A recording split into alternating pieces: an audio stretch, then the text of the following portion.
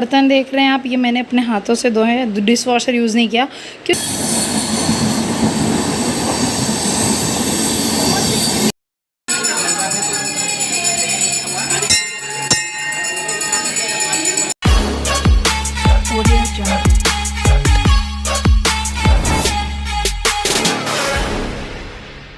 Hello hi everyone, welcome back to the channel. तो कैसे हैं आप सब लोग? आई होप आप सब बढ़िया अच्छे स्वस्थ खुशहाल होंगे।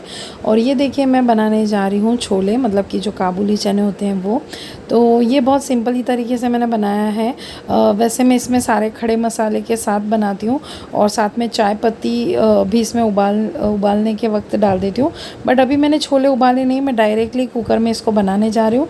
तो कुछ भी नहीं डाला है मैंने, हींग जीरा डाला है और जो प्याज होती है, प्याज टमाटर हरी मिर्ची एंड अदरक लहसुन अदरक का पेस्ट, ठीक है। तो ये सब मैं इसकी पूरी प्योरी बना दी और सब मैंने ऐड कर दिया। और रूटीन के जो मसाले होते हैं, हल्दी मिर्ची नमक धनिया पाउडर और कसूरी मेथी और साथ में गरम मसाला ऐड कर दूँगी।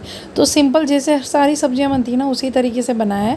बट छोले में हाँ मैं बता दूँ, काबुली चने उबालते वक्त हम कुछ खड़े मसाले साथ में चाय पत्ती भी डालते हैं उबालते वक्त, ताकि उसका कलर भी वो हो जाए प्लस फ्लेवर भी आ जाए। लेकिन मैंने इसमें कोई खड़े मसाले नहीं डाले हैं, क्योंकि जो मेरा गरम मसाला है होममेड, वो सारे खड़े मसालों से ही बनाया हुआ है। और ये देखिए मैंने चने को भी उबाला नहीं था, डायरेक्ट इस ग्रेवी में डाल के पानी डाल के और मैं 4-5 सीटी लगा दूंगी, क्योंकि रात भर के भिगोए हुए थे तो ऑलरेडी सॉफ्ट तो थे ही।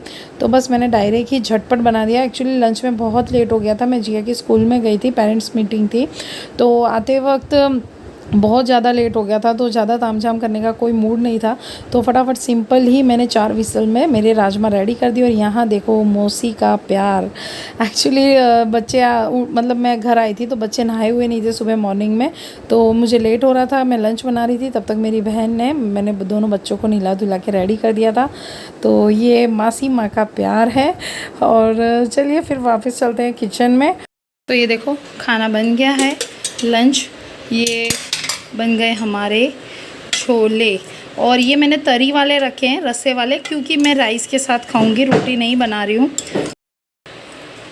सो ये चावल के साथ खाने इसलिए रस्से वाले रखे हैं। अगर आप पूड़ी वगैरह भटूरे के साथ खाओ तो आप इसको एकदम पानी इसका तोड़ सकते हो, ड्राई कर सकते हो या कम पानी डाल सकते हो, ठीक है। और इसमें बन गए राइस। ये बन गया मेरा रायता, जिसमें मैंने सिर्फ नमक और शक्कर ऐड की है और धनिया पाउडर ऐड किया है। ये बूंदी इस बार वैसी वाली है, वो जो मैं हर बार वो मसाले वाली डालती हूँ ना, वो बूंदी नहीं थी, प्लेन बूंदी है। और इसमें आप हरा धनिया भी ऐड कर सकते हो, बट मैं नहीं करूँगी क्योंकि मेरे बच्चे मेरे हस्बैंड को पसंद नहीं है। और ये लास्ट में धनिया धो के मैंने डाल दिया है। तो चलिए, मैं तो समर का खाना कुछ इस तरीके से खाती हूँ। तो छोले के छोले भी हो गए और हल्का राइस खाने में भी हल्का हो जाएगा। अदरवाइज़ अगर भटूरे पूड़ी वगैरह खाते हैं तो गर्मियों में बहुत हैवी पड़ता है। तो मैं इंजॉय करने जा रही हूँ मेरे छोले चावल एंड यम्मी रायता। बर्तन देख रहे हैं आप, ये मैंने अपने हाथों से धोए हैं, डिश वॉशर यूज़ नहीं किया, क्योंकि मॉर्निंग के थोड़े से हल्के फुल्के बर्तन थे, 4-5-6-7 बर्तन होंगे, तो मैंने हाथ से धो लिए। फिर अभी लंच में भी ज़रा से बर्तन निकले तो वो भी मैंने हाथ से धो लिए। डिश वॉशर यूज़ नहीं किया कि डिश वॉशर के लिए कहाँ रखूँ, शाम तक पड़े रहेंगे। तो ऐसे करते करते एक टोकरी मैंने बर्तन मान लिए, मुझे भी यकीन नहीं हुआ। और फिलहाल झाड़ू पोछा सब पड़ा है, अभी घर गंदा हो रखा है क्योंकि हाउस हेल्पर आज नहीं आई है। तो आज मुझे आप झाड़ू पोछा लगाते हुए देखोगे। दोनों को जमा देती हूँ, फिर मिलती हूँ आपको। सो मैं अभी इवनिंग संडे की इवनिंग थी और मैं यहाँ पे आई थी मम्मी के साथ। लोको का मंदिर बोला जाता है, मतलब एक्चुअली लोको शेड है वहाँ पे रेलवे का। तो ट्रैक के पास में ही बीचों बीच मंदिर बना है और ये मंदिर काफ़ी पुराना है। मतलब जब मैं हुई भी नहीं थी ना पैदा, तब मैं मम्मी के पेट में थी, तब मम्मी और पापा इस मंदिर में अक्सर आया करते थे। तो मतलब बहुत बिलीव है, बहुत श्रद्धा है लोगों की और बहुत सच्चे मतलब माता रानी है, इसलिए सब लोग यहाँ पे आते हैं। मेरे हस्बैंड काफ़ी बार आते थे, पहले तो रेगुलर आया करते थे जब सिर्फ जिया थी तब। फिर गो टू श्लोक हुए तो बच्चे होने के बाद फिर इतना रेगुलर नहीं आ सकते। फिर भी मैं 1 साल पहले भी आई थी, जिसकी यूट्यूब पे मैंने वीडियो भी बनाई थी। और ये देखिए हम लोग मंदिर के अंदर आ गए हैं। यहाँ पे माता रानी का जो सिंदूर है वो मम्मी लगा रही है, बच्चों को टीका वगैरह, और मैं भी लगा रही हूँ। और चलिए मंदिर में अंदर दर्शन करवाती हूँ आपको महाकाली माता के। और सीरियसली गाइज़ अभी आप देख रहे होंगे कि मेरी जो व्लॉग में काफ़ी पूजा पाठ, व्रत, पूजा सब मैं कर रही हूँ। तो क्या होता है ना, वैसे तो मैं पूजा पाठ भगवान पे बहुत बिलीव करती हूँ और हमेशा से करती आई हूँ, और हमेशा भगवान ने मेरी मतलब अच्छे बुरे वक्त में हमेशा मेरी लाज रखी है, मेरी रक्षा करी है।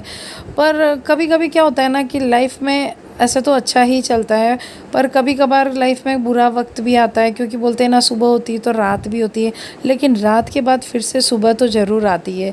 तो बस कभी कभी वक्त ऐसा होता है, बुरा वक्त होता है कि कभी कभी कुछ ख़राब लोग पल्ले पड़ जाते हैं, जो ज़िंदगी कैसे भी करके मतलब कुछ लोगों का काम ही ऐसा होता है, उनकी लाइफ के खुद के ठिकाने होते नहीं हैं, खुद चैन से रहते नहीं। तो क्या करते हैं, अक्सर जो अच्छी फैमिली होती है, खुशहाल फैमिली होती है, किसी का खुशियों का आशियाना होता है, वो उसको हमेशा तोड़ने में लगे रहते हैं।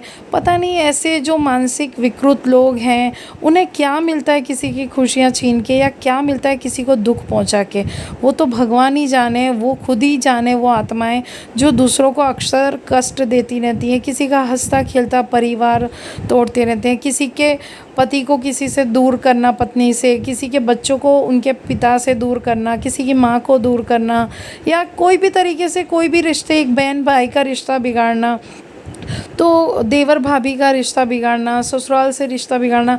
मतलब कुछ ऐसे मानसिक विकृत लोग होते हैं जो सामाजिक अतत्व होते हैं, क्योंकि जो जो सामाजिक प्राणी होते हैं, जो समाज में रहते हैं, एक इज्जतदार घर परिवार से होते हैं, वो ऐसी हरकतें नहीं करते हैं। वो एक अच्छे से परिवार को, समाज को महत्व जानते हैं और वो उन बीचों में रहते हैं।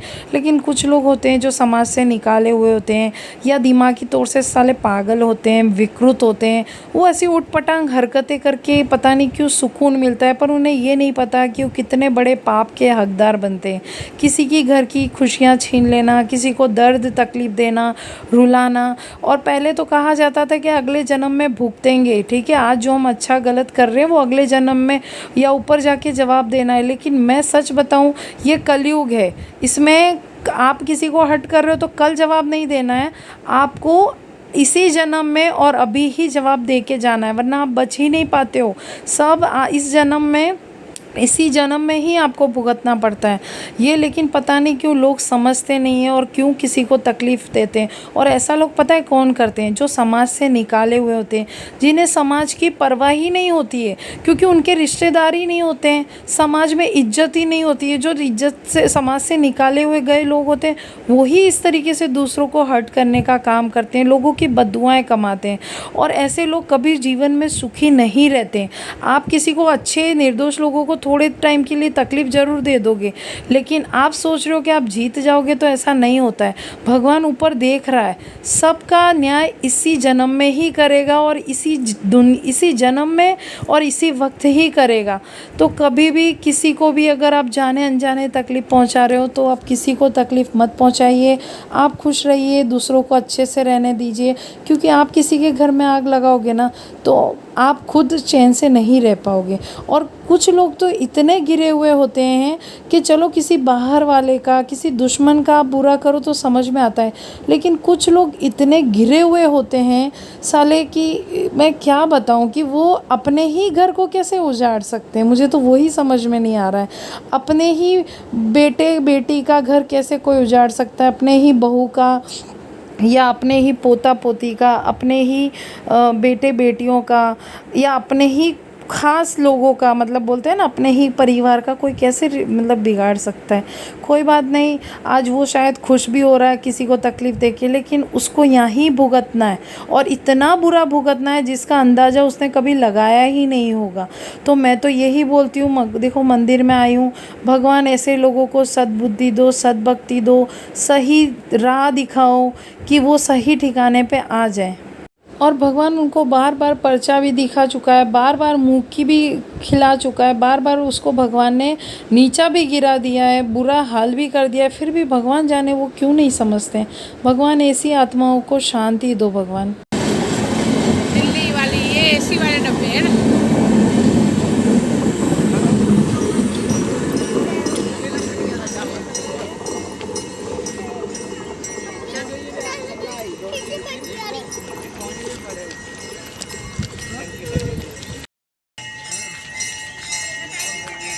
आजा फोटो शॉप। श्लोक ने बोला।